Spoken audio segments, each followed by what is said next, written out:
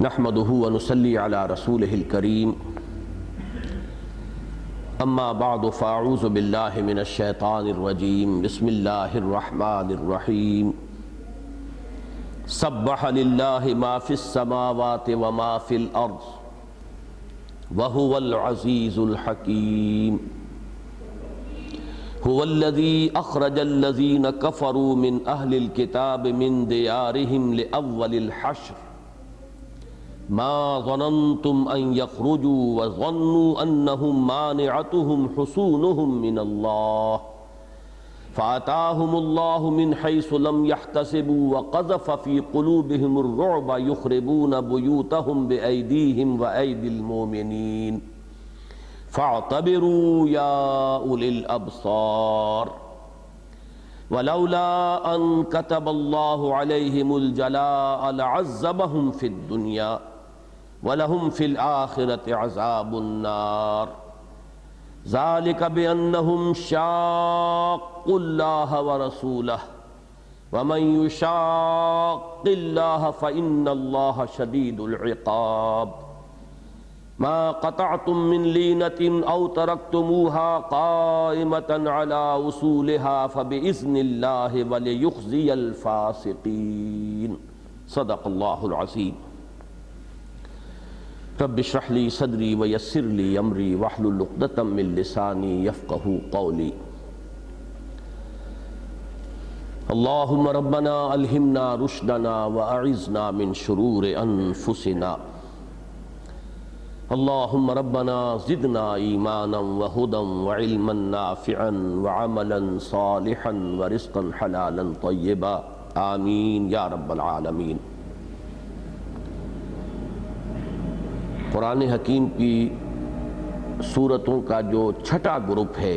مکی اور مدنی کے اعتبار سے، جس کے بارے میں کئی مرتبہ یہاں وضاحت ہو چکی ہے، اس چھٹے گروپ کی یہ مدنی صورتیں ہیں جن کا ہم آج کل مطالعہ کر رہے ہیں۔ جیسا کہ میں نے کئی مرتبہ عرض کیا ہے، قرآن مجید میں سورتوں کی تعداد کے اعتبار سے مدنی سورتوں کا یہ سب سے بڑا گلدستہ ہے۔ 10 صورتیں اس مجموعے میں یکجا جو ہیں موجود ہیں، سورہ حدید سے سورہ تحریم تک۔ کسی اور جگہ بھی تعداد کے اعتبار سے، بلکہ یوں سمجھیے کہ 4 سے زیادہ کا کوئی اور آپ کو گلدستہ نہیں ملے گا، اگرچہ ابتدائی جو 4 صورتیں ہیں، سورہ بقرہ اور سورہ نساء اور سورہ آل عمران اور سورہ مائدہ، وہ بڑی طویل صورتیں ہیں، حجم کے اعتبار سے تو وہ 6.25 پارے بن جاتے ہیں، لیکن بہرحال تعداد تو وہی 4 صورتیں رہیں گی۔ تو تعداد کے اعتبار سے مدنی صورتوں کا سب سے بڑا گلدستہ قرآن حکیم میں یہ ہے جو سورہ حدید سے شروع ہو کر سورہ تحریم تک چلا گیا ہے۔ ان 10 صورتوں میں سے 5 کے بارے میں نے جب سورہ حدید کا مطالعہ شروع ہوا تھا تو عرض کیا تھا کہ 5 ایسی ہیں کہ جن کا آغاز ہوتا ہے سبح للہ یا یسبح للہ کے الفاظ سے۔ ان کا مجموعی نام ہے مسبحات، وہ صورتیں جن کے آغاز میں تسبیح باری تعالیٰ کا ذکر ہے۔ اگرچہ اس میں 2 صورتیں اور بھی شامل کی جاتی ہیں مسبحات کے ایک بڑے عنوان کے تحت۔ سورہ بنی اسرائیل کا آغاز بھی تسبیح باری تعالیٰ سبحان الذی اسریٰ بعبدہ، اور آخری پارے میں سورۃ الاعلیٰ جو ہے اس میں امر کی صورت میں ہے سبح اسم ربک الاعلیٰ۔ تو یوں یہ 7 صورتیں بن جاتی ہیں، لیکن اس گروپ کی یہ 5 صورتیں المسبحات ہیں، اور اس گروپ کی صورتوں میں ان کی امتیازی شان ہے۔ اب تک ہم نے اس گروپ کی 2 صورتیں پڑھی ہیں۔ سورہ حدید وہ ویسے بھی اس پورے گروپ میں جامع ترین صورت ہے، نہ صرف یہ کہ پورے گروپ میں بلکہ مسبحات میں بھی میں نے ایک نام تجویز کیا ہے کہ ام المسبحات۔ ان تمام مسبحات جو صورتیں ہیں ان کے مضامین کے اعتبار سے انتہائی جامع اور جڑ اور بنیاد کی حیثیت رکھنے والی سورہ حدید ہے۔ اس کے بعد سورہ مجادلہ وہ ہم پڑھ چکے ہیں، اور اب یہ تیسری صورت ہے، یعنی اگر پوری تعداد کو پیش نظر رکھا جائے 10 صورتیں جو ہیں اس گروپ کی، اس کے اعتبار سے تیسری، مسبحات میں یہ دوسری صورت ہے۔ اس کے بارے میں ایک بات تو خاص طور پر یہ نوٹ کیجئے کہ ان مسبحات میں اس کی ایک امتیازی شان یہ ہے کہ اس کے آغاز میں بھی تسبیح باری تعالیٰ کا ذکر ہے اور اختتام پر بھی۔ یہ واحد صورت ہے، شروع ہو رہی ہے سبح للہ ما فی السماوات و ما فی الارض، اور اختتام بھی ہوتا ہے اس کا یسبح لہ ما فی السماوات والارض۔ لہذا معلوم یہ ہوا کہ یہ واحد صورت ہے کہ جس کے ابتدا اور اختتام دونوں پر یہ مضمون آ رہا ہے۔ جامعیت کے اعتبار سے بھی سورہ حدید کے بعد دوسرا نمبر اسی سورہ مبارکہ کا ہے، اس لیے کہ باقی جو 3 مسبحات ہیں اس گروپ میں جو شامل ہیں، ان میں سے 2 تو بہت معین طور پر اصل میں سیرت النبی صلی اللہ علیہ وسلم کے 2 پہلوؤں سے بحث کر رہی ہیں۔ حضور کا مقصد بعثت کیا ہے، اور اس مقصد کو اپنی زندگی میں اہل ایمان کے لیے اسے اپنی جد و جہد اور اپنی بھاگ دوڑ کا مقصود بنا کر جو کوشش کرنی چاہیے، وہ موضوع ہے سورہ صف کا۔ اور اس جد و جہد کا بنیادی طریقہ کار کیا ہے، اس کے لیے مردان کار کہاں سے ملیں گے، کس طریقے پر وہ لوگ تیار ہوں گے کہ جو اس جہاد میں حصہ لیں، یہ مضمون ہے سورہ جمعہ کا۔ اور یہ دونوں جو ہے یکجا ہو جاتی ہیں آ کے درمیان میں، اور عجیب ہے وہاں پر اتصال کہ سورہ صف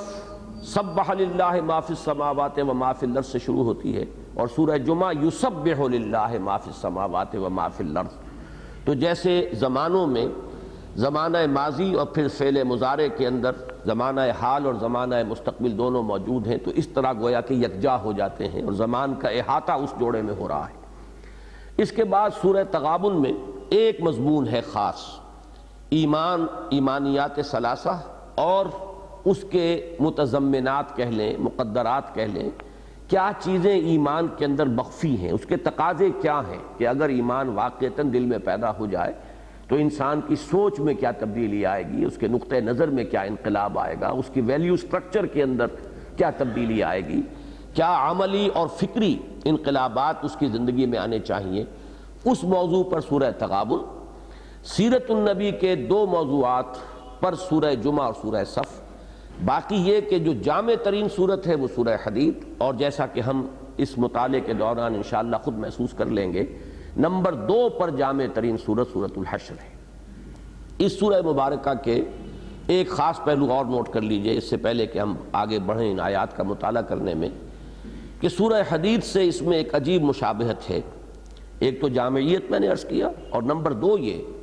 کہ سورہ حدید کی ابتدائی 6 آیات میرے تاحال جو میرا مطالعہ ہے قرآن حکیم کا، اس کی حد تک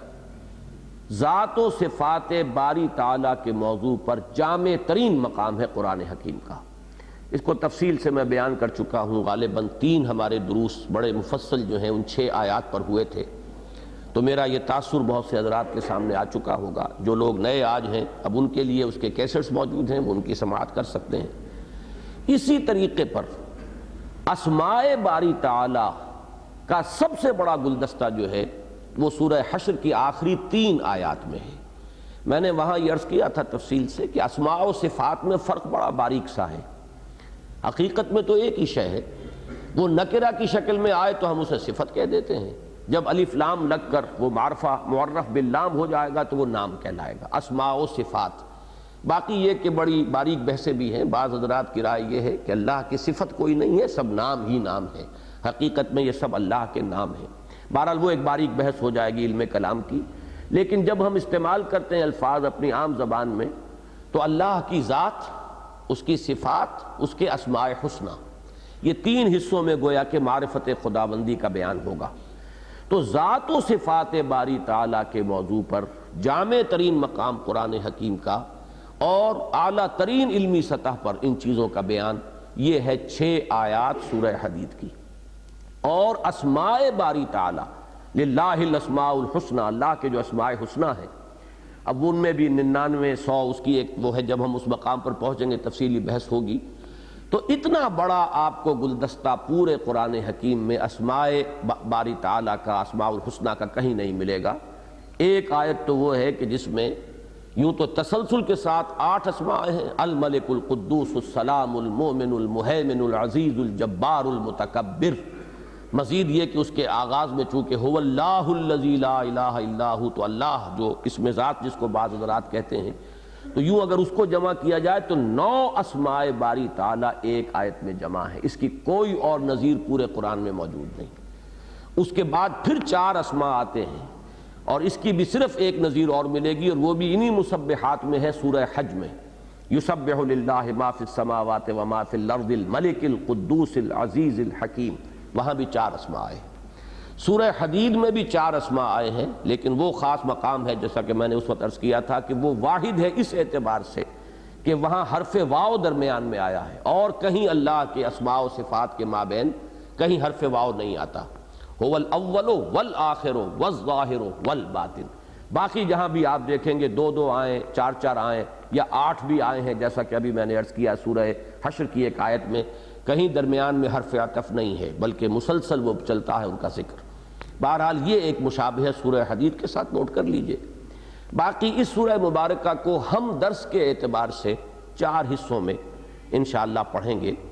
ان کا ذرا ایک اجمالی سا آپ کے سامنے جو ہے نقشہ آ جائے۔ پہلی 5 آیات میں بلکہ یوں کہیے کہ 17 آیات میں غزوہ بنی النضیر کا ذکر ہے اور اس سے متعلق کچھ حالات اور مسائل۔ اسی لیے حضرت ابن عباس رضی اللہ تعالی عنہما سے یہ بھی مروی ہے کہ وہ اس سورت کو کہتے ہی تھے سورۃ بنی النضیر، یہ سورہ بنی نذیر ہے، اس میں بنی نذیر کے غزوے کا ذکر ہے۔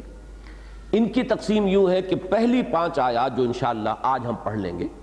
اس میں تو اس غزوے کا ایک جامع ذکر ہے واقعاتی انداز میں، جو اس کا نتیجہ نکلا اس کے اعتبار سے۔ اس کے بعد کی 5 آیات میں اس غزوے میں ایک خاص مسئلہ سامنے آ گیا تھا، اور وہ مال غنیمت کی ایک خاص صورت ہے جس کو کہ اموال فے کہا جاتا ہے، اور اس کا ایک خاص حکم ہے مال غنیمت سے علیحدہ۔ مال غنیمت تو وہ اموال تھے کہ جو جنگ کے بعد بالفعل جنگ ہو اور لوگوں نے اس میں سرفروشی کی ہو، میدان میں آئے ہو، باضابطہ مقابلہ ہوا ہو، پھر جو مال ملے وہ مال غنیمت ہے۔ اس کی تقسیم تو کا قاعدہ یہ ہے کہ اس کا خمس جو ہے وہ تو بیت المال کا ہے، اللہ اور اس کے رسول کا، اور باقی 4 حصے جو ہیں وہ تقسیم ہو جاتے تھے ان میں کہ جنہوں نے اس جنگ میں حصہ لیا۔ اس میں سے بھی حضور کا یہ طریق تھا کہ آپ جو سوار ہوتے تھے انہیں دوہرا حصہ دیتے تھے، اس لیے کہ ظاہر بات ہے کہ وہ اپنے اونٹ یا گھوڑے کو بھی مینٹین کرتے تھے، اور جو پیادہ ہوتے تھے ان کو اکیلا حصہ ملتا تھا۔ لیکن فے وہ اموال ہیں کہ جو اس طور سے حاصل ہو جائیں کہ باضابطہ جنگ کی نوبت نہ آئے، ایسے ہی کچھ روب ایسا طاری ہو جائے اہل ایمان کا جس کی وجہ سے کہ مخالفین یا جو دشمن ہیں وہ بغیر جنگ کیے ہوئے وہ پسپائی اختیار کر لیں یا شکست تسلیم کر لیں، تو پھر جو مال ملتا ہے وہ مال فے ہے۔ اس فے کے ضمن میں پھر تفصیلی احکام یہاں آئے ہیں، چونکہ حضور صلی اللہ علیہ وسلم نے اس سے ایک اہم مسئلے کو حل فرمایا تھا اس وقت، اور وہ یہ کہ جو مہاجرین آئے تھے مکے سے اور مدینے میں، ابھی وہ ان کی کوئی معاشی جو ہے حیثیت جو ہے وہ برقرار نہیں ہوئی تھی، اس کی کوئی جڑیں نہیں تھیں، انہیں خصوصی طور پر ان اموال فے میں سے آپ نے حصہ دیا، اور اس کے ضمن میں پھر تعریف آئی ہے اہل ایمان کی اور انصار کی خاص طور پر کہ انہوں نے اسے ہرگز ناگوار نہیں سمجھا کہ اس میں سے انہیں کوئی حصہ نہیں مل رہا، سب مہاجرین کو دیا جا رہا ہے۔ تو جو اسپرٹ ہونی چاہیے صحابہ کرام میں جو تھی، اور جو بھی اللہ کے دین کے لیے محنت کرنے والے اور جہاد کرنے والے ہوں، جو بھی حزب اللہ جن کا ذکر کہ ہم نے سورہ مجادلہ کے آخر میں پڑھا ہے، جو اس حزب اللہ میں شامل ہوں، ان کے جو جذبات ایک دوسرے کے ساتھ ہونے چاہیے، ان کا بہت ہی خوبصورتی کے ساتھ بیان ان آیات میں آیا ہے۔ مزید یہ کہ ایک عظیم آیت اس میں وارد ہوئی ہے جس میں کہ جو نظام ہے، اجتماعی نظام جو اسلام دنیا میں قائم کرنا چاہتا ہے، معاشی نظام، معاشرتی نظام، سیاسی نظام، اس میں معاشی نظام کا ایک ہدف، ٹارگٹ، کہ اس کا مقصود کیا ہے، کس چیز کو حاصل کرنا چاہتا ہے اسلام اپنے اس نظام کے ذریعے سے، اس کے ضمن میں ایک عظیم آیت آئی ہے کہ جو حکمت قرآنی کی خاص طور پر نظام زندگی کے اعتبار سے جو حکمت ہے قرآن کی، اس کے اعتبار سے وہ بہت اہم آیت ہے کہ لا یکون دولۃ بین الاغنیاء منکم۔ یہ بھی اس اگلی 5 آیات میں وہ آیت آئے گی جو انشاءاللہ ہم اگلے درس میں پڑھیں گے۔ پھر 7 آیات میں منافقین کا رول آیا ہے کہ اس غزوہ بنی النضیر کے ضمن میں ان کا کردار، ان کا رویہ کیا سامنے آیا۔ یہ بہت مشابہ ہے سورہ مجادلہ میں جو ان کے کردار کا ذکر آیا ہے اس سے، اس اعتبار سے جو ماسبق سورہ ہے سورہ مجادلہ اور سورہ حشر جو ہے جس کا اب ہم مطالعہ کر رہے ہیں، ان کے مابین ایک مناسبت ہے کہ منافقین کا کردار وہاں بھی زیر بحث آیا ہے ایک خاص پہلو سے، اور ایک دوسرے اعتبار سے یہاں تفصیلاً آیا ہے۔ پھر آخری جو 7 آیات ہیں جس پر کہ سورہ مبارکہ کا تیسرا رکوع مشتمل ہے، ان میں سے جیسا کہ میں عرض کر چکا ہوں آخری 3 آیات تو اسماء حسنہ کے عظیم ترین گلدستے پر مشتمل ہے، لیکن انہی میں ایک اور آیت بھی ہے جو میرے نزدیک قرآن حکیم کی عظیم ترین آیات میں شمار ہو سکتی ہے، بلکہ یوں سمجھیے کہ جو سورہ حدید کی ابتدا میں ہم نے آیت پڑھی تھی، جو فلسفہ وجود کے جو مشکل ترین موضوع ہے، فلسفے کی بھی مشکل ترین شاخ فلسفہ وجود، ماہیت وجود اور حادث اور قدیم کے مابین ربط و تعلق، یہ بڑے ثقیل مسائل ہیں، اس موضوع پر عظیم ترین آیت جو ہے هو الاول والآخر والظاہر والباطن وهو بكل شيء علیم، بالکل اسی کے لگ بھگ ہے اپنے مرتبے کے اعتبار سے وہ آیہ مبارکہ کہ جو اس سورہ مبارکہ کے آخری حصے میں آئے گی، وَلَا تَكُونُوا كَالَّذِينَ نَسُوا اللَّهَ فَأَنسَاهُمْ أَنفُسَهُمْ أُولَٰئِكَ هُمُ الْفَاسِقُونَ۔ اور جیسا کہ میں نے وہاں عرض کیا تھا کہ بہت سے حضرات ہیں جنہیں فلسفہ اور حکمت سے کوئی خصوصی جو ہے مناسبت ذہنی نہیں ہے، وہ اگرچہ بعض دوسرے پہلوؤں سے قرآن مجید سے بڑا شغف رکھتے ہیں، لہٰذا بعض دوسرے مقامات پر وہ بڑی تفصیلی بحثیں کرتے ہیں، لیکن یہ بہت ہی ایک تعجب والی بات ہے کہ یہ عظیم ترین آیات هو الاول والآخر والظاہر والباطن والی بھی، اور یہ آیت جو اس سورہ مبارکہ میں آ رہی ہے وَلَا تَكُونُوا كَالَّذِينَ نَسُوا اللَّهَ فَأَنسَاهُمْ أَنفُسَهُمْ، کہ اس کے بارے میں کوئی خاص اہمیت انہوں نے محسوس نہیں کی، اس لیے کہ اپنا ذہن نہیں ہے، اپنا ذوق نہیں ہے، اپنا مزاج نہیں ہے، جبکہ میں نے کئی مرتبہ عرض کیا ہے، جمعے کی تقاریر میں اس کا تذکرہ آیا ہے کہ علامہ اقبال نے اپنے فلسفہ خودی کا سورس جو ہے وہ اس آیت کو قرار دیا ہے وَلَا تَكُونُوا كَالَّذِينَ نَسُوا اللَّهَ فَأَنسَاهُمْ أَنفُسَهُمْ۔ تو اصل میں اس میں بھی کوئی خاص معاملہ اس کے سوا نہیں ہے کہ اللہ تعالیٰ نے انسانوں کو پیدا کیا ہے تو ہر ایک کا اپنا ایک ذوق ہے، اس ذوق کے اعتبار سے وہ کسی چیز کو اہم تر سمجھتا ہے، کسی کو کم اہم سمجھتا ہے، کسی شخص کے اندر کسی خاص اگر کوئی ذوق کی کمی ہے، اگر کسی شخص کو موسیقی کا ذوقی سرے سے نہیں ہے تو اعلیٰ سے اعلیٰ موسیقی بھی اگر ہو رہی ہو تو اسے کچھ محسوس نہیں ہوگا، وہ ایسے ہی ہے جیسے بھینس کے آگے بین بجائی جائے جسے کوئی احساس نہ ہو، لیکن جس کے اندر وہ احساس ہے اس کا اب ظاہر بات ہے کہ جو بھی اس کا رد عمل ہوگا وہ ہم میں سے ہر شخص جانتا ہے۔ تو یہ ہے اصل میں ذوق کا معاملہ اور ذہن اور مزاج کی ساخت کا مسئلہ۔ بہرحال یہ 4 حصے ہیں اور ارادہ یہ ہے کہ 4 نشستوں میں اللہ تعالیٰ اس سورہ مبارکہ کا درس جو ہے مکمل کرا دے۔ ہو سکتا ہے کہ آخری حصے کو پھر سپلٹ کرنا پڑے، اس میں ایک بہت عظیم آیت جو ہے عظمت قرآن کے موضوع پر بھی آئی ہے، لَوْ أَنزَلْنَا هَذَا الْقُرْآنَ عَلَى جَبَلٍ لَرَأَيْتَهُ خَاشِعًا مُتَصَدِّعًا مِّن خَشْيَةِ اللَّهِ۔ تو یہ 3 آیتیں جو ہیں حکمت قرآنی کے اعتبار سے بڑی عظمت کی حامل ہے سورہ مبارکہ میں، اور آخری 3 آیتوں میں سب سے بڑا گلدستہ اسماء حسنہ کا رہا ہے۔ تو ہو سکتا ہے کہ ہمیں وہ آخری 7 آیتیں جو ہیں انہیں 2 نشستوں میں مکمل کرنا پڑے۔ بہرحال اب آئیے کہ ہم اس سورہ مبارکہ کا سلسلے وار مطالعہ شروع کرتے ہیں۔ فرمایا سبح للہ ما فی السماوات و ما فی الارض، تسبیح کرتی ہے اللہ کی ہر وہ شے جو آسمانوں میں ہے اور ہر وہ شے جو زمین میں ہے، وہو العزیز الحکیم، اور وہ زبردست ہے کمال حکمت والا۔ یہ آیت بعین ہی صرف ایک لفظ کے فرق کے ساتھ سورہ حدید میں آ چکی ہے اور تفصیل سے میں بحث کر چکا ہوں۔ اب جس نہج پر ہم اس درس کو لے کر آگے چلنا چاہتے ہیں میں اب اس وقت تکرار نہیں کروں گا۔ جن حضرات کو بھی دلچسپی ہے وہ سورہ حدید کے کیسٹ سب موجود ہیں، ان کو سنیں، بلکہ ویڈیوز موجود ہیں، دیکھیں اور وہاں سے استفادہ کریں۔ میں تفصیل سے عرض کر چکا ہوں، فرق صرف کیا ہے، وہاں تھا سبح للہ ما فی السماوات والارض، یہاں ما فی کا اضافہ ہوا ہے، تکرار ہے، اور اس کا فائدہ صرف ایمفیسس ہے۔ اللہ تعالیٰ کی تسبیح کرتی ہے ہر وہ شے جو آسمانوں اور زمین میں ہے،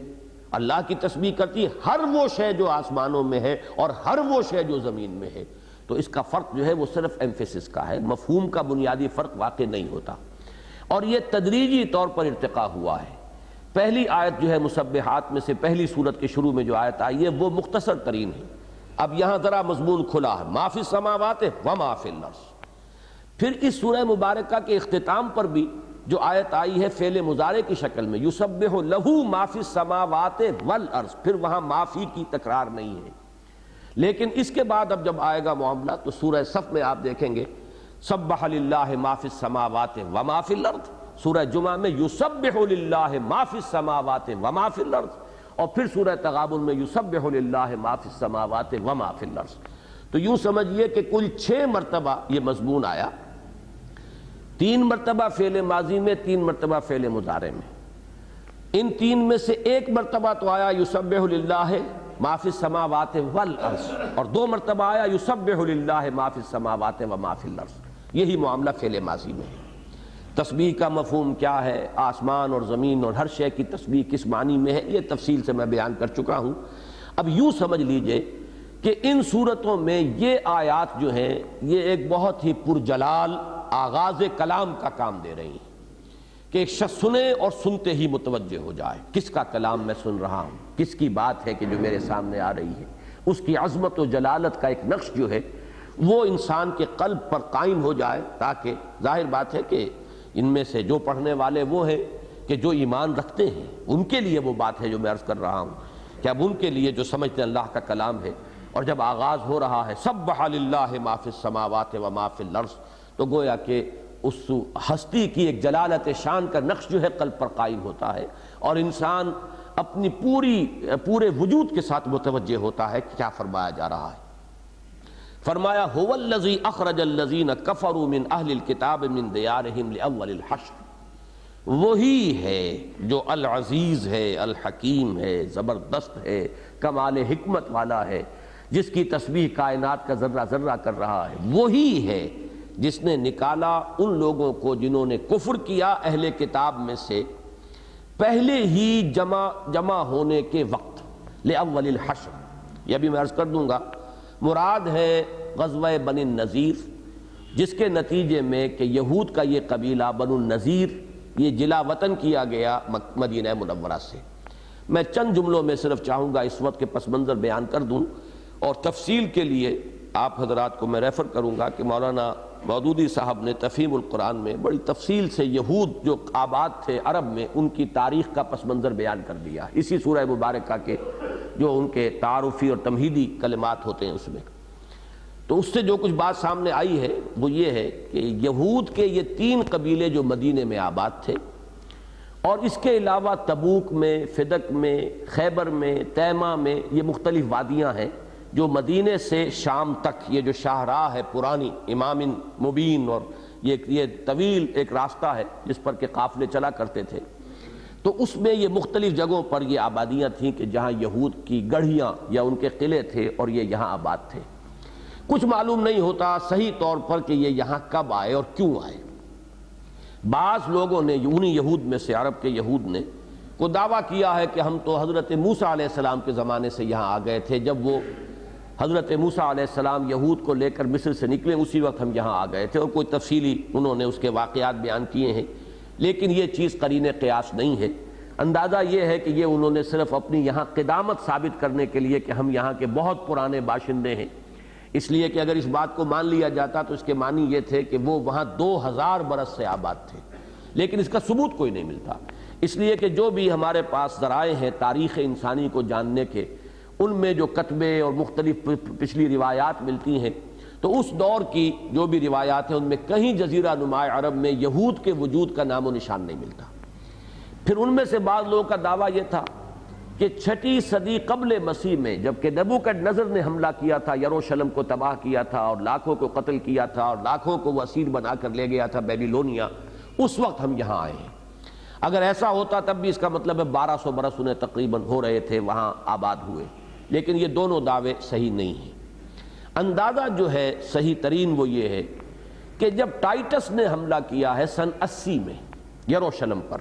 یہ حضرت مسیح علیہ السلام کے بعد ہوا ہے یہ واقعہ، رومنز نے جب حملہ کیا اور فتح کیا اس پورے علاقے کو، ویسے تو رومن پہلے بھی وہاں پر قابض تھے، لیکن خاص طور پر ٹائٹس نے جب حملہ کیا ہے اور 1,20,000 یہودیوں کو تو ایک دن میں قتل کیا ہے، اور اس کے بعد ہی سے یہودیوں کو یروشلم سے نکال دیا گیا تھا۔ پھر ان کا داخلہ جو یروشلم میں ہوا ہے وہ حضرت عمر فاروق کے دور خلافت میں، جبکہ مسلمانوں نے فتح کر لیا یروشلم کو اور اوپن سٹی قرار دیا حضرت عمر نے رضی اللہ تعالی عنہ کہ یہ مسلمانوں کے لیے بھی ہے، یہود کے لیے بھی ہے، عیسائیوں کے لیے بھی ہے، سب کا مقدس شہر ہے، ورنہ اس پورے عرصے کے دوران یہودی وہاں داخل نہیں ہو سکتے تھے۔ تو گمان غالب یہ ہے کہ یہ لوگ اس زمانے میں یہاں آ کر آباد ہو گئے، اور یہ چونکہ شاہراہ تھی ہی پرانی، باقی تو عرب کا حصہ جو ہے بہت بنجر، نجد کے علاقے میں جا کے آباد ہونا اس زمانے میں ظاہر بات ہے کہ اس کا کوئی سوال نہیں تھا۔ یہ علاقہ ایسا تھا، پہاڑی علاقہ ہے حجاز کا، پہاڑوں کے سلسلے ہیں، سلسلوں کے مابین جب بارشیں ہوتی ہیں تو وادیاں بہہ نکلتی ہیں، پانی آتا ہے، وہیں پر کچھ پانی جذب ہو جاتا ہے تو وہاں کچھ کھیتی باڑی جو ہے، کچھ چشمے جو ہیں وہاں چلتے ہیں۔ تو اس طریقے سے مختلف یہ وادیاں ہیں، یہ فدق ہے اور تبوک ہے اور اسی طریقے سے خیبر کا علاقہ ہے اور پھر یہ مدینہ منورہ۔ تو ان کے 4 قبیلے یہاں آئے تھے، جن میں بعد میں ایک قبیلے کا ذکر نہیں آتا۔ جب حضور صلی اللہ علیہ وسلم تشریف لائے ہیں مدینہ منورہ میں تو یہ 3 قبیلے یہاں آباد تھے، بنو قینقاع، بنو النذیر، بنو قریظہ۔ دوسری بات یہ نوٹ کرنے کی ہے کہ یہ جو اوس اور خزرج کے قبیلے تھے یہ بھی یہاں کے قدیمی قبائل نہیں ہیں، بلکہ یہ یہود کے بعد یہاں آئے ہیں۔ ایسا ہے کہ یہاں جب یہودی آ کر آباد ہوئے ہیں اس زمانے میں، یوں سمجھیے کہ حضرت مسیح کے کوئی 100 سال بعد اس زمانے میں آ کر آباد ہوئے، تو اس زمانے میں یہاں کچھ لوگ تھے جنہیں انہوں نے مار کر نکال دیا۔ جیسے جب یہاں ہندوستان میں آریہ آئے تھے تو انہوں نے ڈریویڈینز کو یہاں سے بے دخل کر دیا تھا اور وہ بھاگ گئے تھے اور پہاڑوں میں جا کر جنوبی ہند کے سطح مرتفع میں جا کر انہوں نے پناہ لی، یا یہ کہ ہمارے بلوچستان میں بھی جو سطح مرتفع ہے براہوی قبائل انہی ڈریویڈینز کے بقایا ہیں، لیکن یہ کہ اس کے بعد جو علاقے زرخیز تھے ان میں ان کا وجود نہیں رہا۔ تو یہود جب آ گئے تو جو یہاں پہلے سے لوگ آباد تھے انہوں نے بے دخل کر دیا، نکال دیا۔ البتہ پھر تقریباً 300 برس بعد یمن میں جو ایک بہت بڑا سیلاب آیا تھا جس کا ذکر قرآن حکیم میں سورہ سبا میں ہے، اور وہاں اس سیلاب کی وجہ سے تباہی آئی اور بہت سے یمن کے قبائل وہاں سے نکلے۔ اس زمانے میں یہ 450 عیسوی کا زمانہ ہے تقریباً، تو یوں سمجھیے کہ 350 برس بعد یہود کے آنے کے بعد پھر یہ اوس اور خزرج یہاں آ کر آباد ہوئے۔ لیکن ظاہر بات ہے کہ یہود قابض تھے بہترین زمینوں پر، اوس اور خزرج بعد میں آئے تو ان کا حال وہاں پر بہت ہی خستہ رہا کافی عرصے تک۔ لیکن اس کے بعد ان کا ایک جو بڑا سردار تھا وہ شام سے غسانیوں کی مدد لے کر آیا۔ یہ بھی وہی لوگ ہیں کہ جو یمن کے سیلاب کے بعد نکلے تھے، وہ جا کر شام میں آباد ہو گئے تھے، ان کی طرف سے مدد لے کر آیا اور ان کی خاصی گوشمالی کرائی۔ اس کے نتیجے میں پانسا پلٹ گیا کہ اصل جو علاقے تھے مدینے کے جو زرخیز علاقے تھے وہ اوس اور خزرج کے قبضے میں آ گئے اور یہود کو باہر جا کر گڑھیاں بنانی پڑی۔ تو ایک صرف قبیلہ اس میں جو تھا بنو قینقاع، وہ تو مدینے کے اندر آباد رہا، لیکن 2 قبیلے بنو قریظہ اور بنو النذیر یہ ذرا مدینے سے باہر نکل کر مسجد قباء جہاں ہے اس کے ایک جنوب میں اور ایک مشرقی جانب میں یہ 2 قبیلے آباد ہو گئے۔ بنو قینقاع کا جہاں تک معاملہ ہے، حضور صلی اللہ علیہ وسلم جب تشریف لائے مدینہ منورہ تو آپ نے ان سے معاہدے کر لیے تھے۔ اس معاہدے کی بہت لمبی وہ شقیں اس کی ہیں۔ اہم ترین شق یہ تھی کہ اگر مدینے میں کوئی بیرونی حملہ آور آئے گا، جس کا اندیشہ موجود تھا کہ قریش جو ہیں وہ تعاقب کریں گے، حضور صلی اللہ علیہ وسلم اور مہاجرین جو مکے سے آئے ہیں یہاں آباد ہوئے ہیں، اور کھچڑی پکنی شروع ہو گئی تھی مکے میں فوراً ہی۔ وہاں وہ ہاکس بھی موجود تھے جو چاہتے تھے کہ ہم حملہ کریں جا کر اور تعاقب کریں محمد کا اور ان کے ساتھیوں کا صلی اللہ علیہ وسلم و رضی اللہ تعالی عنہم۔ لیکن وہاں وہ ڈوز بھی تھیں، میں نے تفصیل سے بحث کی ہے اس موضوع پر منہج انقلاب نبوی اپنی کتاب میں، کہ جیسے ہاکس اینڈ ڈوز کی اصطلاح آج کل استعمال ہوتی ہے، دنیا میں ہمیشہ یہ چیزیں چلی آئی ہیں، تو ہاکس بھی تھے، ڈوز بھی تھیں، تو انہوں نے روکے رکھا، ریسٹرین کیے رکھا اور کوئی حملہ آور نہیں ہونے دیا انہیں۔ لیکن حضور کو چونکہ اندیشہ تھا تو آپ نے آتے ہی ایک کام یہ کیا، اور یہ آپ کی بہت بڑی دور اندیشی ہے جس کو مستشرقین نے بھی بہت خراج تحسین ادا کیا ہے کہ واقعتاً معاملہ فہمی اور دور اندیشی کا شاہکار ہے، کہ حضور نے آتے ہی ان یہود کے قبائل سے معاہدے کر دیے، اور معاہدے میں یہی تھا، یوں سمجھیے کہ جوائنٹ ڈیفنس آف مدینہ، کہ مدینے پر اگر حملہ ہوگا تو ہم مل کر دفاع کریں گے۔ لیکن یہ تینوں قبیلے جو ہے بنو قینقاع، بنو نذیر اور بنو قریظہ، یہ بد عہدی کرتے رہے مختلف مواقع پر، اور اس کی پاداش میں پھر انہیں یہاں سے جلا وطن ہونا پڑا۔ پہلا معاملہ بنو قینقاع کا ہوا، اس کی تفصیل میں جانے کا یہ موقع نہیں ہے، وہ تو بدر کے فوراً بعد ہو گیا تھا۔ دوسرا معاملہ بنی نذیر کا ہوا ہے، یہ احد کے فوراً بعد ہوا ہے۔ چونکہ احد میں مسلمانوں کو خاصی زخمی پہنچ گئی تھی، نقصان پہنچا تھا، 70 صحابہ شہید ہوئے تھے، اور ایک حساب سے تو کہا جائے تو کہا جا سکتا ہے کہ شکست ہوئی تھی۔ یہ تو ایک ابھی تک عقدہ لا ینحل ہے، اللہ تعالیٰ ہی کی طرف سے کوئی خاص تدبیر کہا جا سکتا ہے کہ اتنی واضح فتح پانے کے باوجود ابو سفیان اپنے لشکر کو لے کر واپس چلے گئے۔ بعد میں انہیں خیال بھی آیا، حضور کو گمان بھی تھا کہ یہ چلے گئے ہیں، انہیں اپنی غلطی کا احساس ہوگا، یہ پھر پلٹ کر حملہ کریں گے، لیکن یہ اسی لیے آپ نے فرمایا تھا کہ لوگ ابھی ذرا یعنی آرام کی نہ سوچیں بلکہ کمر کس لیں دوبارہ، اور غزوہ احد کے بعد آپ نے تعاقب کیا الٹا، حالانکہ مسلمانوں کا حال اس وقت بہت ہی خستہ تھا، اور وہ بات ثابت بھی ہو گئی کہ انہوں نے سوچا تھا کہ واپس آنا چاہتے تھے حملہ آور ہونے کے لیے، لیکن میں یہ سمجھتا ہوں کہ یہ خاص اللہ تعالیٰ کی ایک حکمت تھی۔ بہرحال مسلمانوں کو جو زد پہنچی احد میں، اس سے اب ان کے حوصلے اور بڑھ گئے۔ ایک تو ان کی طرف سے جو ہو چکی تھی خلاف ورزی کہ انہوں نے جو معاہدہ تھا اس کی خلاف ورزی کی کہ انہیں بھی مدینے کے دفاع میں حصہ لینا چاہیے تھا۔ بدر کا معاملہ علیحدہ تھا، بدر میں مدینے پر حملہ نہیں ہوا تھا بلکہ حضور صلی اللہ علیہ وسلم نے مدینے سے باہر نکل کر مقابلہ کیا تھا۔ بدر جو ہے وہ 80 میل کے فاصلے پر ہے مدینہ منورہ سے، اس اعتبار سے بدر کا معاملہ تو تھا مختلف، لیکن احد میں تو اب قریش آ گئے تھے اور مدینے پر حملہ آور ہوئے تھے، تو جو پیکٹ تھا، جو معاہدہ تھا میثاق مدینہ، اس کی روح سے انہیں اب دفاع میں حصہ لینا چاہیے تھا۔ تو مجرد یہ چیز بھی کہ انہوں نے دفاع میں حصہ نہیں لیا، یہ گویا کہ ان کی طرف سے نقض عہد ہو چکا تھا، انہوں نے اپنے عہد کی خلاف ورزی کی تھی۔ مزید برآں انہوں نے ایک سازش کی، حضور صلی اللہ علیہ وسلم ایک خاص معاملے میں گفتگو کرنے کے لیے، دیت کا کوئی مقدمہ تھا، اور اس میں آپ گفتگو کرنے کے لیے کہ اتنا مال یا اتنی دیت جو ہے اس کی اتنی مالیت کی آپ کی ذمہ داری ہے کہ ادا کریں، تو آپ گئے یہاں بنی نذیر کے علاقے میں، اور وہاں آپ ایک ان کے مکان کے باہر، جیسے کہ ہوتا تھا پچھلے زمانے میں، کوئی اور ہوتے تھے کہیں کوئی ایک چوپال سی ہے، چاروں طرف مکان ہے، تو ایک مکان کی دیوار کے ساتھ ٹیک لگا کر آپ بیٹھے ہوئے تھے اور لوگ بھی تھے۔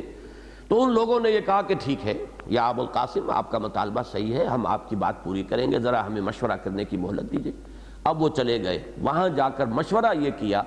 کہ یہ سنہری موقع ہے، دیوار کے ساتھ ٹیک لگا کر محمد بیٹھے ہوئے صلی اللہ علیہ وسلم، کوئی شخص جائے اور اوپر سے بھاری پتھر، چکی کا ایک پارٹ وہ لے جا کے ان کے اوپر گرا دے، ان کو کچل دے، ختم کر دے، تاکہ یہ سارا معاملہ ختم ہو جائے، یہ جو ہماری روز روز کی یہ جو ایک مصیبت بنی ہوئی ہے۔ ادھر سے حضرت جبرائیل علیہ السلام نے آ کر حضور کو اس کی خبر دے دی کہ یہ سازش انہوں نے کی ہے۔ حضور تیزی کے ساتھ وہاں سے اٹھے، صحابہ کرام حیران بھی ہوئے، حضور کے ساتھ حضرت ابوبکر، حضرت عمر، حضرت علی تھے، لیکن انہیں نہیں معلوم نہیں تھا، لیکن آپ تیزی کے ساتھ اٹھ کر روانہ ہو گئے۔ پھر آپ نے کہلوایا کہ تم نے یہ معاملہ کیا۔ یہ آتا ہے کہ اس وقت بھی ان میں سے ایک سردار نے انہیں روکا تھا کہ دیکھو تم یہ کام نہ کرو، اس لیے کہ انہیں اس کی اطلاع ہو جائے گی، کیونکہ یہود جانتے تو تھے کہ یہ اللہ کے نبی ہیں، رسول ہیں، یعرفونہ کما یعرفون ابناہم، اللہ انہیں مطلع کر دے گا، اور تمہاری غداری جو ہے، بے وفائی، یہ تشتت بام ہو جائے گی، لہذا باز آ جاؤ۔ لیکن وہ باز نہیں آئے، فیصلہ انہوں نے کر لیا۔ اب حضور نے جب فرمایا تم نے یہ سازش کی، تو وہ اس کا انکار نہیں کر سکے۔ یہ میں سمجھتا ہوں کہ جب میں آج پڑھ رہا تھا تو میرے ذہن میں واقع آیا کہ جیسے حضرت ابو سفیان یہ فرماتے ہیں کہ ایمان لانے سے پہلے ہرقل کے دربار میں جب حاضری ہوئی تھی، حضور کا نامہ مبارک وہاں پہنچا تھا،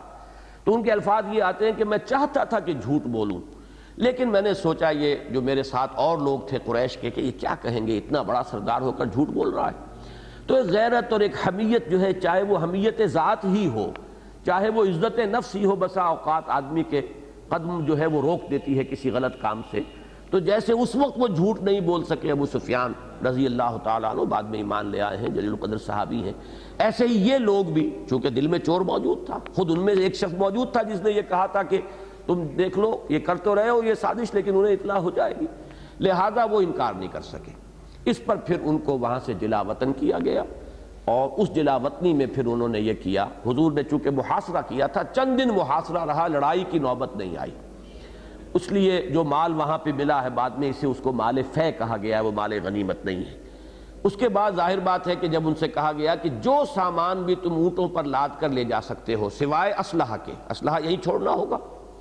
اور جو سامان اونٹوں پر لاد کر لے جا سکو لے جاؤ، اور اپنے بیوی بچوں کو لے کر یہاں سے چلے جاؤ۔ تو انہوں نے خود ہی اپنے گھروں کو توڑا، اور کوئی دروازہ کسی کی چوکھٹ اچھی تھی تو وہ نکال کے وہ ساتھ لے کر جا رہا ہے، تو گویا کہ وہ گھر جو بڑے چاؤ سے انہوں نے بنائے تھے، کوئی شہتیر اور کوئی کڑیاں اور کوئی کھڑکیاں اور اس سے پہلے بھی انہوں نے جب مقابلہ کرنے کے لیے جو اپنی فورٹیفیکیشن کی تھی، قلعہ بندی کی تھی، اس کے لیے بھی بہت کچھ انہوں نے توڑ پھوڑ کر کے اپنی ان آبادی کے اندر سے سامان نکالا تھا. تو اس کا نقشہ اس سورہ مبارکہ میں کھینچا جا رہا ہے کہ یہ صورتحال واقع ہوئی. ایک خاص واقعہ اور ہے، وہ میں بعد میں ذکر کر دوں گا. بہرحال اس پر اکتفا کرتے ہوئے اب آپ ان آیات کا ترجمہ کر لیجئے تو میں سمجھتا ہوں کہ پورا مضمون جو ہے وہ از خود واضح ہو جائے گا. هو الذی اخرج الذین کفروا من اہل الکتاب، وہی ہے اللہ، میں عرض کر چکا ہوں کہ وہی کون جس کی تسبیح کرتی ہے آسمان اور زمین کی ہر شے، جو العزیز ہے الحکیم ہے، وہی ہے جس نے نکالا اہل کتاب میں سے کفر کرنے والوں کو من دیارہم، ان کے گھروں سے، لأول الحشر. یہ اول الحشر کے مفہوم میں دو رائے موجود ہیں. عام طور پر زیادہ لوگ ترجمہ کرتے ہیں کہ اول حشر سے مراد ہے پہلا اخراج. پہلا اخراج تو مدینے سے ہو رہا ہے یہودیوں کا، بنو قینقاع کا ہوا، پھر بنو نذیر کا ہوا، پھر وہ بنو قریظہ کے ساتھ تو معاملہ اس سے زیادہ سخت ہوا ہے، انہیں تو بڑی شدید سزا ملی ہے بعد میں، وہ غزوہ احزاب کے بعد ہوا ہے. 3 قبیلے 3 بڑی جنگوں کے ساتھ ضمیمے کے طور پر ان کا معاملہ آیا ہے. غزوہ بدر کے بعد بنو قینقاع کا، غزوہ احد کے بعد یہ بنو نذیر کا، اور غزوہ احزاب کے بعد بنی قریظہ کا. اس کے بعد حضرت عمر کے زمانے میں رضی اللہ تعالی عنہ انہیں جزیرہ نما عرب سے بالکل نکال دیا گیا. تو وہ گویا کہ دوسرا حشر ان کا ہوا، اور تیسرا پھر جو حشر ہے وہ قیامت کے دن ہونے والا ہی ہے. تو ایک رائے تو یہ ہے لأول الحشر کے پہلی مرتبہ کا اخراج.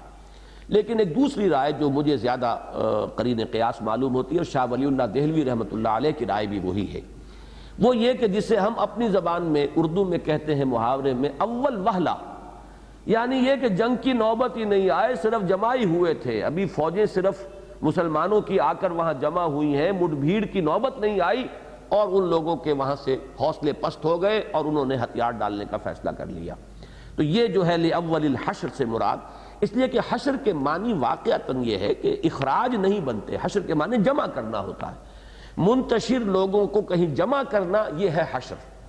تو میدان حشر بھی ہم اس لیے کہتے ہیں کہ وہ جو قرآن مجید میں نقشہ کھینچا گیا ہے کہ جب سور پھونکا جائے گا تو لوگ مختلف جگہوں سے دوڑتے ہوئے، بھاگتے ہوئے، جیسے کہ وہ کہیں دوڑ لگا رہے ہوں کسی کو نشانہ باندھ کر، تو اس طریقے سے لوگ جو ہے ایک جگہ پر جمع ہو جائیں گے. جمع ہونے کا میدان ہے میدان حشر.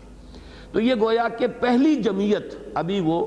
نوبت نہیں آئی تھی، لڑائی سے پہلے جمع ہوتے ہیں فوجیں، ان کی صف بندی ہوتی ہے، ان کے اندر جو ہے وہ رینکس اور کارڈرز کا تعین ہوتا ہے. ابھی یہی ہو رہا تھا لأول الحشر کہ انہوں نے، ان کے حوصلے پست ہو گئے اور انہوں نے ہتھیار ڈالنے کا اور اپنے آپ کو مسلمانوں کے رحم و کرم پر چھوڑ دینے کا فیصلہ کر لیا. ما ظننتم ان یخرجوا، تم نہیں گمان کرتے تھے کہ وہ نکلیں گے. اس میں خطاب تمام مسلمانوں سے بھی ہو سکتا ہے، اور ایک رائے یہ ہے کہ خصوصی روح سخن جو ہے وہ منافقین کی طرف ہے، اور دونوں ہی باتیں صحیح ہیں. یہاں جب خطاب ہوتا ہے قرآن مجید میں نے بارہا عرض کیا ہے کہ یا ایھا الذین آمنوا کے الفاظ میں بھی خطاب عام ہوتا ہے، مومنین صادقین، منافقین سب سے خطاب ہوتا ہے یا ایھا الذین آمنوا سے. وہی بات یہاں بھی ہو سکتی ہے. اور واقعہ یہ ہے کہ جو حالات تھے فی الواقع اس کی روح سے کہ ان کے بڑے مضبوط قلعے تھے، ایک بڑی مضبوط جمعیت تھی ان کی، پھر یہ کہ بنو قریظہ موجود تھے فاصلے پر، تھوڑے سے فاصلے پر، وہ امید ہو سکتی تھی کہ وہ بھی یہود میں سے ہیں، قبیلہ یہود کا ہے، وہ مدد کریں گے. پھر جیسا کہ ہم تیسرے حصے میں جا کر اس سورہ مبارکہ میں دیکھیں گے، عبداللہ ابن ابی کے لوگوں نے، اور اس نے پیٹھ ٹھوکی تھی ان کی کہ 2000 آدمی میرے ہیں، تمہارا ساتھ دیں گے، بالکل نہ نکلو، ڈٹے رہو، جمے رہو، ہم تمہارا ساتھ دیں گے. لہذا مسلمانوں کو جو بھی باحوال ظاہر، تو ظاہر بات ہے کہ یہی محسوس ہو رہا ہوگا کہ نکلنے والے نہیں ہیں، مٹ بھیڑ ہوگی، جنگ ہوگی، خون ریزی ہوگی، یہ سارے مراحل جو ہے پیش آئیں گے. اور خاص طور پر اس میں روح سخن ان منافقین کی طرف ہے کہ جو در پردہ انہیں پیغام دے رہے تھے کہ تم سمجھتے تھے کہ یہ نکلیں گے نہیں، جمے رہیں گے، اور تم نے بھی اسی امید میں ان کی پیٹھ ٹھوکی کہ ان کا حوصلہ اور جو ہے ذرا قوی ہو جائے، تاکہ جو بھی بہتر نتیجہ نکلے پھر ہم ان سے کچھ اس کا معاوضہ بھی طلب کر سکیں کہ ہم بھی تمہاری مدد کے لیے تیار تھے، جیسے کہ سورہ احزاب میں بھی اس کا نقشہ آیا ہے. تو فرمایا کہ ما ظننتم ان یخرجوا، تمہارا گمان نہیں تھا کہ یہ نکلیں گے. وَظَنُّوا أَنَّهُمْ مَانِعَتُهُمْ حُصُونُهُمْ مِنَ اللَّهِ، اور خود ان کا بھی گمان یہ تھا، وہ بھی یہ سوچ رہے تھے کہ ان کی جو گڑھیاں ہیں، ان کے جو قلعے ہیں، ان کی جو فصیلیں ہیں، وہ انہیں بچا لیں گی اللہ سے، اللہ کی عذاب سے، اللہ کی پکڑ سے. بطش اللہ یا عذاب اللہ سے ان کو روک بن جائیں گی یہ اور ان کی حفاظت کریں گی، ان کا بھی گمان یہ تھا۔ لیکن یہ کہ جو ہوا ہے فی الواقع وہ اس کے بعد آ رہا ہے۔ اس میں جو یہ الفاظ آئے ہیں کہ انہوں نے یہ گمان کیا تھا کہ ان کے یہ قلعہ بندیاں انہیں اللہ سے بچا لیں گی، مانع منع کرنا، روک لینا، روک بن جائیں گی، ان کے لیے حفاظت کا ذریعہ بن جائیں گی۔ مانعتہم حصونہم من اللہ، تو آیا اس سے صرف جو ایک نتیجہ نکلا ہے وہ بیان کیا جا رہا ہے، یا واقعتاً وہ یہ سمجھ رہے تھے کہ ہمارا مقابلہ اللہ کے ساتھ ہے؟ یہ بات ذرا ایک باریک نفسیاتی سی بات ہے کہ یہود کا جو معاملہ خاص طور پر ہے، ان کی ذہنی ساخت، اس میں یہ بھی بعید نہیں ہے کہ وہ یہ جانتے بوجھتے ہوئے بھی، ظاہر بات ہے کہ یہ جاننا بوجھنا بھی تمام یہود کا معاملہ نہیں تھا، یہ علماء یہود جانتے تھے، باقی ان کی عوام کی اکثریت جو ہے انہیں کچھ معلوم نہیں تھا، وہ امیین تھے، وہ بھی اس معنی میں کہ انہیں کچھ معلوم نہیں تھا۔ سورہ بقرہ میں فرمایا گیا منہم امیون لا یعلمون الکتاب الا امانیہ، ان میں ایسے لوگ بھی ہیں امیین ہیں، انہیں تورات کا کوئی علم نہیں ہے، جیسے ہمارے ہاں عوام الناس کو کیا پتا قرآن میں کیا ہے، حدیث میں کیا ہے، وہ تو جو کچھ ہے مسئلہ پوچھ لیں گے جا کے اپنے علماء سے، تو ان کی بھی عظیم اکثریت تو یہی تھی۔ لیکن جو ان کے علماء تھے وہ پہچانتے تھے حضور صلی اللہ علیہ وسلم کو، لیکن ان کے تمرد کا عالم یہ ہے، ان کی روایات کچھ ایسی چلی آ رہی ہیں، تورات میں یہ چیزیں تک انہوں نے داخل کر دی ہیں کہ حضرت یعقوب علیہ السلام نے باقاعدہ اللہ سے کشتی کی اور ساری رات کشتی ہوتی رہی، اور اللہ تعالی حضرت یعقوب کو پچھاڑ نہیں سکا، اور صبح اللہ نے گویا کہ معافی مانگی کہ ٹھیک ہے بھائی فیصلہ نہیں ہوا، اب مجھے جانے دو، تو حضرت یعقوب نے کہا کہ نہیں یوں نہیں جانے دوں گا، پہلے مجھے برکت دے کر جاؤ، مجھے اور میری نسل کو، میری اولاد کو برکت دو تو میں تمہیں جانے دوں گا۔ تو یہ ان کا اب ظاہر بات ہے کہ جو مذہبی روایات ہوتی ہیں انہی سے ایک مزاج بھی بنتا ہے، لوگوں کا ایک جس کو آپ کلیکٹیو سب کانشس کہیں گے، ایک اجتماعی تحت الشعور جو وجود میں آتا ہے وہ ان روایات سے بنتا ہے۔ تو گویا کہ یہ چیز بھی بعید از قیاس نہیں ہے کہ بالکل جانتے بوجھتے وہ مقابلے میں آئے ہوں اور وہ سمجھ رہے ہوں کہ نہیں یہ ہمارے پاس سارے وسائل و ذرائع ہیں اور ہم بچ سکیں گے، مقابلہ کر سکیں گے، حالانکہ وہ جانتے تھے کہ مقابلہ جو ہے وہ محمد الرسول اللہ سے صلی اللہ علیہ وسلم، اللہ کے رسول سے ہے، محمد ابن عبداللہ نہیں ہے، محمد الرسول اللہ صلی اللہ علیہ وسلم۔ اس معاملے میں بھی اب یاد آ رہا ہے تو میں حوالہ دے دوں کہ ہرقل کا معاملہ یہ ہوا، اس نے جو پہچان لیا تھا تو وہ مقابلے پر نہیں آیا،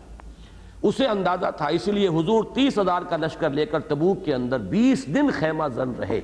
اور ہرقل لاکھوں کی فوج کے ساتھ موجود تھا، مقابلے پہ نہیں آیا، اسے پتا تھا کہ یہ اللہ کے رسول ہیں، ان سے مقابلہ کر کے فتح کا کوئی امکان نہیں ہے۔ وہ عالم شخص تھا، اسلام لانا چاہتا تھا، لیکن وہ چاہتا یہ تھا کہ جیسے کسی زمانے میں وہ کانسٹنٹائن جو تھا، قسطنطین قیصر، اس نے جب وہ عیسائیت اختیار کی ہے تو پوری مملکت نے عیسائیت اختیار کر لی، تو نظام برقرار رہا، وہ شہنشاہی اس کی جو ہے وہ قائم رہی۔ وہ یہ چاہتا تھا کہ سب لوگ مل جل کر ہم ایمان لے آئیں، تو اس نے وہ دربار اسی لیے منعقد کیا تھا، بڑے بڑے سرداروں کو جمع کیا اور اپنے علماء اور احبار اور ربانیین کو جمع کیا، تاکہ سب کے سب ایک کلیکٹیو ڈیسیجن لے اور کلیکٹیو کنورشن ہو جائے اسلام کی، تو میرا یہ جو نظام ہے یہ جوں کا توں باقی رہ جائے۔ لیکن چونکہ اس میں اسے ناکامی ہوئی تو وہ حکومت اور سیادت کی جو زنجیر تھی اس کے پاؤں میں پڑی رہی بیڑی بن کر، وہ اسلام تو نہ لا سکا، لیکن اسے معلوم تھا کہ یہ اللہ کے رسول ہیں، لہذا مقابلے میں وہ نہیں آیا، حالانکہ اس کی طاقت جو ہے وہ بہت زیادہ تھی، اور غزوہ موطا میں مسلمانوں کو خاصی تکلیف پہنچ چکی تھی، لیکن اس کے باوجود جب اس نے دیکھا کہ خود حضور آ گئے ہیں اب یہاں، تو وہ آگے نہیں آیا۔ لیکن یہود کا معاملہ، نصارہ اور یہود کی ذہنی ساخت اور مزاج کی ساخت میں فرق رہا ہے، یہی فرق جو ہے وہ یہاں پر بھی نمایاں ہو رہا ہے کہ ان کا گمان یہ تھا وَظَنُّوا أَنَّهُمْ مَانِعَتُهُمْ حُصُونُهُمْ مِنَ اللَّهِ، ان کا یہ گمان تھا کہ ہماری یہ قلعہ بندیاں ہمیں اللہ سے بچا لیں گی، یعنی اللہ کی پکڑ سے۔ فَأَتَاهُمُ اللَّهُ مِنْ حَيْثُ لَمْ يَحْتَسِبُوا، تو اللہ ان پر وہاں سے حملہ آور ہوا، لفظی ترجمہ ہوگا اللہ وہاں سے آیا، یعنی مراد کیا ہے، حملہ آور ہوا، من حیث لم یحتسبوا، جہاں سے انہیں گمان بھی نہیں تھا۔ آدمی یہ سمجھتا ہے کہ مجھ پر کوئی باہر سے حملہ ہوگا، کوئی ہتھیار سے حملہ ہوگا، لیکن اللہ کا حملہ عجیب ہے، وہ اس کی شرح آگے آ رہی ہے، قذف فی قلوبہم الرعب، اللہ نے ان کے دلوں میں رعب ڈال دیا۔ اب ظاہر بات ہے کہ ساری قوت مقاومت انسان میں جو ہے وہ تو دل سے ہوتی ہے، مورال اگر ہے تو ساز و سامان بھی فائدہ پہنچائے گا، مورال ہی گر گیا ہے تو ہتھیار رکھے رہ جائیں گے۔ جیسے سن 67 کی جنگ میں مصریوں کا حشر ہوا تھا، میزائل رکھے رہ گئے، کوئی ان کا ٹریگر دبانے والا بھی نہیں تھا، اس لیے کہ وہ جب ایک دفعہ مورال گرتا ہے، بھگدڑ مچ جاتی ہے، تو سارے وسائل و ذرائع دھرے کے دھرے رہ جاتے ہیں۔ تو یہ ساری ان کی کوششیں، ساری محنتیں، ساری قلعہ بندیاں، ساز و سامان کا فراہم کیا جانا، اسلحہ کا جمع کرنا بیکار ہو گیا، جبکہ اللہ نے ان کے دلوں میں رعب ڈال دیا۔ اور یہ ذہن میں رکھیے کہ سورہ انفال میں بھی یہی الفاظ آئے ہیں، جہاں غزوہ بدر کا ذکر ہے کہ اللہ تعالیٰ نے فرشتوں کو جب حکم دیا تھا کہ جاؤ، جب حضور نے اللہ سے مدد مانگی اور اللہ تعالیٰ کی طرف سے یہ وعدہ آ گیا، تو فرشتوں سے جو الفاظ اللہ تعالیٰ نے اس وقت فرمائے ہیں جو قرآن میں آئے ہیں، سَأُلْقِي فِي قُلُوبِ الَّذِينَ كَفَرُوا الرُّعْبَ، تو میں ان کافروں کے دلوں میں رعب ڈال دوں گا۔ اس کے بعد پھر اہل ایمان کو کھلی چھوٹ ہوگی۔ جس شخص کا دل ہی نہ رہا ہو، حوصلہ ہی ختم ہو گیا ہو، وہ تو بھیگی بلی بن کر سامنے کھڑا ہوتا ہے۔ فَضْرِبُوا مِنْهُمْ كُلَّ بَنَانٍ، کیا الفاظ ہیں؟ فَضْرِبُوا فَوْقَ الْأَعْنَاقِ وَاضْرِبُوا مِنْهُمْ كُلَّ بَنَانٍ۔ تو اب جب ایک شخص کا حوصلہ ہی جواب دے گیا، اس میں ہمت ہی نہیں رہی، تو وہ تو ایسے ہی ہے کہ چاہو تو اس کی گردن پر مارو، ایک جو اس کی پور ہے اس کو جدا کر دو، اس لیے کہ اس میں مقابلے کی طاقت ہی نہیں رہی، ہمت ہی نہیں۔ اس کو تو یوں سمجھیے کہ جو ہمارے یہاں نیورستھینیا کہلاتا ہے، اعصاب ڈھیلے پڑ جائیں آدمی کے تو نظر آتا ہے تنو توش بھی ہے، سب کچھ ہے، لمبا چوڑا آدمی ہے، لیکن حوصلہ جواب دے چکا ہے، اعصاب جو ہے وہ ڈھیلے پڑ چکے ہیں۔ تو وہ معاملہ ہوا ان کے ساتھ۔ وہ یہ سمجھتے تھے کہ ہماری یہ قلعہ بندیاں ہمیں اللہ سے بچا لیں گی، لیکن اللہ ان پر وہاں سے حملہ آور ہوا جہاں سے انہیں گمان تک نہیں تھا، اور اللہ کا یہ حملہ کہاں تھا؟ ان کے دلوں پر تھا۔ جیسے کہ آخری پارے میں آیا ہے کہ جہنم کی آگ جو ہے تطلع علی الافئدہ، وہ دلوں پہ بھڑکے گی جا کر۔ تو یہ جو ہے اب جہنم کا عذاب کس نوعیت کا ہوگا اسے ہم یہاں نہیں سمجھ سکتے، لیکن یہ الفاظ وہاں بھی آئے ہیں۔ وہ اس آگ کی جو جلن ہے، اس کی تپش، تطلع علی الافئدہ انہا علیہم موصدۃ فی عمد ممددہ۔ تو اسی طریقے سے اللہ نے ان کے دلوں میں رعب ڈال دیا۔ قذف فی قلوبہم الرعب یخربون بیوتہم بایدیہم، اب وہ گرا رہے ہیں اپنے گھروں کو۔ تخریب کا لفظ اسی سے بنا ہے، خراب کرنا، گرا دینا، تخریب باب تفعیل میں مصدر بن جائے گا۔ اپنے گھروں کو گرا رہے ہیں اپنے ہاتھوں سے اور اہل ایمان کے ہاتھوں سے۔ میں نے جیسا کہ عرض کیا تھا شروع میں، جب انہوں نے شروع میں دیکھا کہ ہمیں قلعہ بندی کرنی ہے تو اس کے لیے بھی ساز و سامان جمع کرنا پڑتا ہے، تو کچھ نہ کچھ تو انہوں نے کہیں سے کواڑ اکھاڑا ہوگا، کہیں سے کوئی شیطیر نکالا ہوگا اپنی اس فورٹیفیکیشن کے لیے۔ اس میں بھی تخریب ہو رہی ہے اپنے گھروں کی۔ پھر یہ کہ جب حضور کی طرف سے حکم ہو گیا کہ جو لے جا سکتے ہو لے جاؤ، تو ظاہر بات ہے کہ اب اپنے ہاتھوں اپنے گھروں کو گرا رہے ہیں۔ اس میں سے جو سامان بھی تھا وہ لے کر جانا ہے، لکڑی کے شہتیر ہیں، قیمتی ہیں، دیوار ہیں، چوکھٹیں ہیں۔ مزید یہ کہ اس لیے بھی خراب کر رہے ہوں گے اور انہیں مسمار کر رہے ہوں گے کہ اب تو یہ مسلمانوں کے قبضے میں آئیں گے، جیسے کہ جنگوں میں ہوتا ہے، کہیں سے پسپائی اگر کسی فوج کو اختیار کرنی پڑے تو وہ سب کچھ وہاں تباہی پھیر کر وہاں سے جاتی ہے، تاکہ جو فاتح جو فوج ہے اس کے ہاتھ کچھ نہ لگ سکے۔ تو کس قدر حسرتناک انجام ہے کہ یہاں جو یہ آباد تھے، آپ اندازہ کریں کہ اگر یہ یعنی سن 80 یا 100 عیسوی میں آئے ہیں تو اندازہ کیجئے کہ انہیں یہاں پر 500 برس ہو گئے تھے رہتے ہوئے۔ کس چاؤ سے مکان بنائے ہوں گے، کہاں کہاں سے ساز و سامان لائے ہوں گے، انہیں سجایا ہوگا، لیکن آج یہ ان کا حال ہو رہا ہے کہ اپنے گھروں کو اپنے ہاتھوں مسمار کر رہے ہیں۔ اور ظاہر بات ہے کہ پھر اس کے بعد رہی صحیح کسر مسلمانوں نے پوری کی ہوگی۔ فی بیوتہم بایدیہم وایدی المؤمنین فاعتبروا یا اولی الابصار، تو اے بصارت رکھنے والو، اے صاحب بصارت لوگو، عبرت پکڑو، سبق پکڑو، سبق حاصل کرو۔ جیسے کہ حضور نے فرمایا السعید من وعظ بغیرہ، سعادت مند وہ ہے جو کسی اور کو دیکھ کر اس سے نصیحت اخذ کر لے۔ کوئی گر گیا ہے تو اس سے سبق حاصل کر لے کہ یہاں یہ پھسلن ہے، ورنہ خود گر کر تو پھر ہر ایک کو سبق آ ہی جائے گا۔ اصل میں سعادت تو یہ ہے کہ کسی اور کا جو بھی معاملہ ہو رہا ہو اس سے انسان اپنے لیے سبق حاصل کرے۔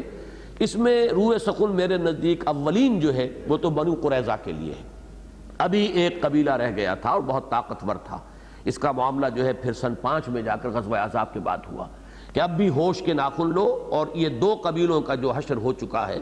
جو بنو قینقاع کا اور بنو نذیر کا، اس سے سبق حاصل کرو۔ لیکن اسی میں سبق ہے خود اہل ایمان کے لیے بھی،